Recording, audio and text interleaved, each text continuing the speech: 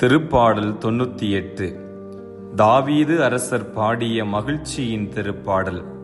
கடவுளின் மாட்சியையும் வியத்தகு செயல்களையும் விளக்கிக் கூறும் திருப்பாடல் இது.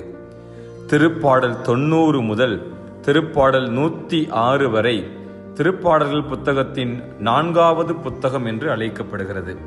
அந்த புத்தகத்திலிருந்து பாடப்படக்கூடிய திருப்பாடல் இன்றைய திருப்பாடல். கடவுளின் அரசத்துவம், நீதிநிலை, விசுவாசத்தையும் தெள்ளத் தெளிவாக குறிப்பிடும் இந்த திருப்பாடலுக்கு மகிழ்ச்சியோடு செவி கொடுத்து கேட்போம். ஆண்டவருக்கு புதியதொரு பாடல் பாடுங்கள், ஏனெனில் அவர் வியத்தகு செயல்கள் புரிந்துள்ளார். அவருடைய பலக்கரமும் புனிதமிகு புயமும் அவருக்கு வெற்றியை அளித்துள்ளன. பல்லவி. அவரது வியத்தகு செயல்களுக்காய் புதியதோர் பாடல் பாடுங்கள்.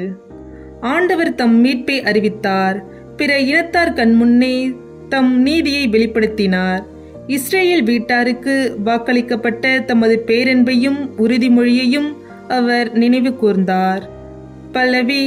அவரது வியத்தகு செயல்களுக்காய் புதியதோர் பாடல் பாடுங்கள். உலகெங்கும் உள்ள அனைவரும் நம் கடவுள் அருளிய விடுதலையை கண்டனர். உலகெங்கும் வாழ்வாரே, அனைவரும் ஆண்டவரை ஆர்ப்பரித்து பாடுங்கள். மகிழ்ச்சியுடன் ஆர்ப்பரித்து புகழ்ந்தேத்துங்கள். பல்லவி. அவரது வியத்தகு செயல்களுக்காய் புதியதோர் பாடல் பாடுங்கள். யாழினை மீட்டி ஆண்டவரை புகழ்ந்தேத்துங்கள். யாழினை மீட்டி இனிய குரலில் அவரை வாழ்த்தி பாடுங்கள். ஆண்டவராகிய அரசரின் முன்னே எக்காலம் முழங்கி கொம்பினை ஊதி ஆர்ப்பரித்து பாடுங்கள். பல்லவி. அவரது வியத்தகு செயல்களுக்காய் புதியதோர் பாடல் பாடுங்கள்.